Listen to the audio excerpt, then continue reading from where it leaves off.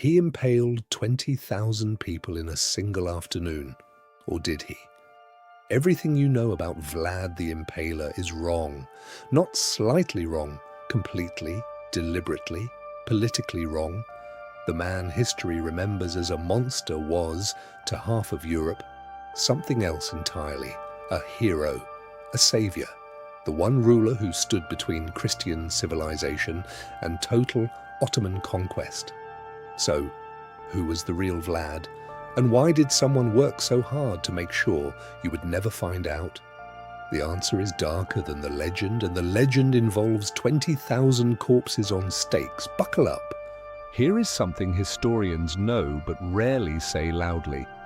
The stories of Vlad's atrocities were written by his enemies. Every single major source describing Vlad as a sadistic monster. The German pamphlets, the stories of him dining among the impaled, the tales of him nailing turbans to ambassadors' heads. Every single one of these was produced by people who wanted him destroyed. The German merchants of Transylvania, whom he taxed and punished for breaking his trade laws. The Hungarian court of Matthias Corvinus, who imprisoned Vlad for 12 years and needed justification. The Ottomans, whom he was actively slaughtering on the battlefield. These are not neutral sources, these are hit pieces, medieval fake news, and we have been repeating them as historical fact for 500 years. Here is what the sources friendly to Vlad say. Tiduk, and these sources exist, they are simply less famous.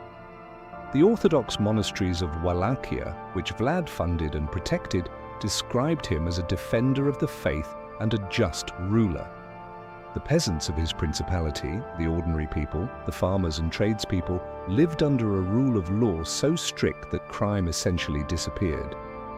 One story, told admiringly in Romanian tradition, describes Vlad placing a golden cup beside a public fountain. It was never stolen, because everyone knew what happened to thieves under Vlad's law. To the people he governed, this was not tyranny. This was order, this was safety. For the first time in generations, the roads were safe and the harvests were protected. To understand Vlad, you must understand what he was facing. In 1453, just 3 years before Vlad's second reign began, Constantinople fell. The greatest Christian city in the world, the capital of the Byzantine Empire, was conquered by the Ottoman Sultan Mehmed II. The Eastern Roman Empire, which had stood for over 1,000 years, was gone.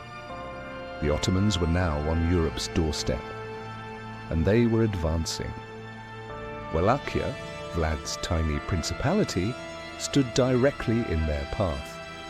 Vlad had no significant treasury, no powerful allies he could trust, no professional army to match the Ottoman forces. What he had was ruthlessness, psychological genius, and the absolute refusal to surrender. Everything that history calls his madness was, in military terms, his strategy. The most famous story about Vlad, the forest of impaled Ottoman soldiers outside his capital, is presented as evidence of his madness. 20,000 bodies on stakes arranged in a vast semicircle. Mehmed II, conqueror of Constantinople, reportedly turned his army around when he saw it. Here is the question history never asks. Did it work? Yes. Absolutely, definitively, yes. Mehmed, the man who ended the Byzantine Empire, withdrew. Wallachia was not conquered. The strategy that historians call sadism achieved something that no conventional military defense could have achieved against the most powerful army in the known world. Was it brutal? Catastrophically? Was it effective? More than anything else could have been. The line between military genius and atrocity is thinner than we like to admit. Here is the part of Vlad's story that the monster narrative conveniently omits.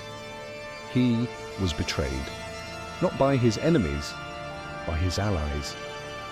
Vlad had positioned himself as the great Christian defender against the Ottoman advance. He wrote letters to the Pope, to the Hungarian King Matthias Corvinus, to the European powers, begging for support, for soldiers, for resources. He was promised help repeatedly. The help never came. He fought the Ottomans largely alone, with limited forces and no external support, and he held them off through sheer psychological warfare and ruthlessness. And then when he finally needed rescue, Matthias Corvinus, who had received large sums from the Pope specifically to support Vlad's crusade, had him arrested instead on charges of treason, using letters that most historians now believe were forged. Vlad spent 12 years imprisoned by Matthias Corvinus. 12 years.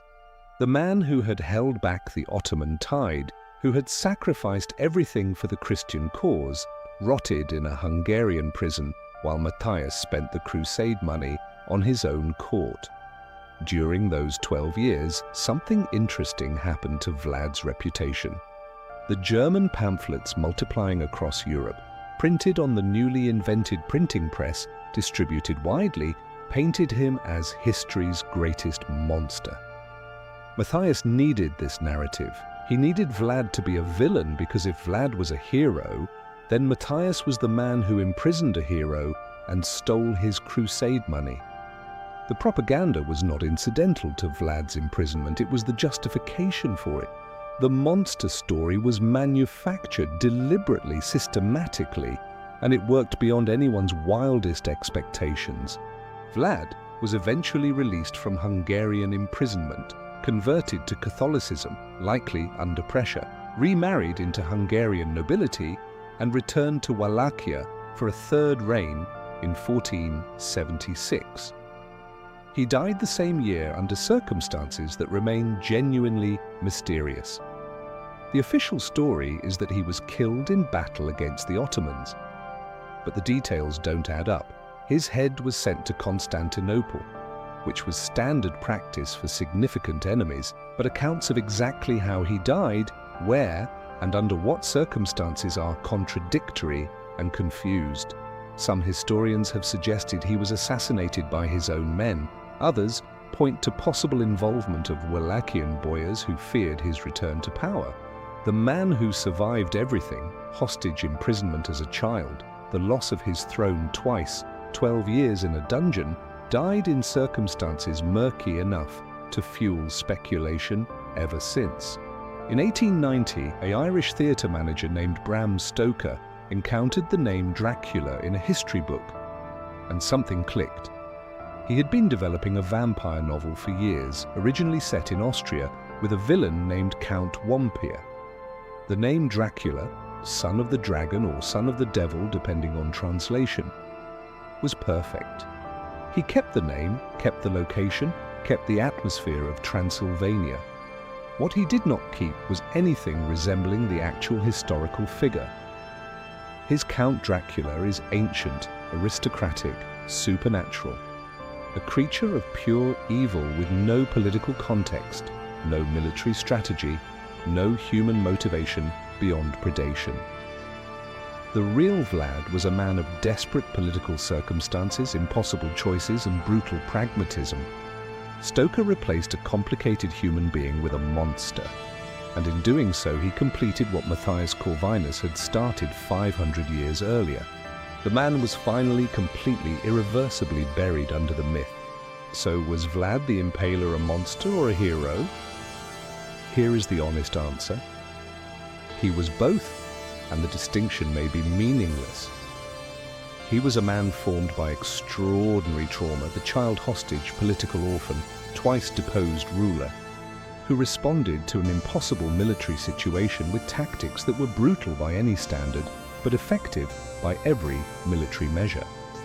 He was also the victim of one of history's most successful propaganda campaigns, one that transformed a complex political figure into a cartoon villain and eventually into the world's most famous fictional monster.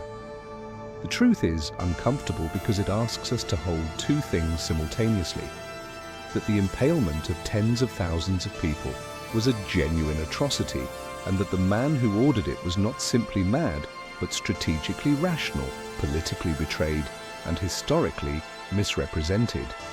History rarely gives us clean villains. Vlad, least of all, whispers of dark ages. The darkness is never simple.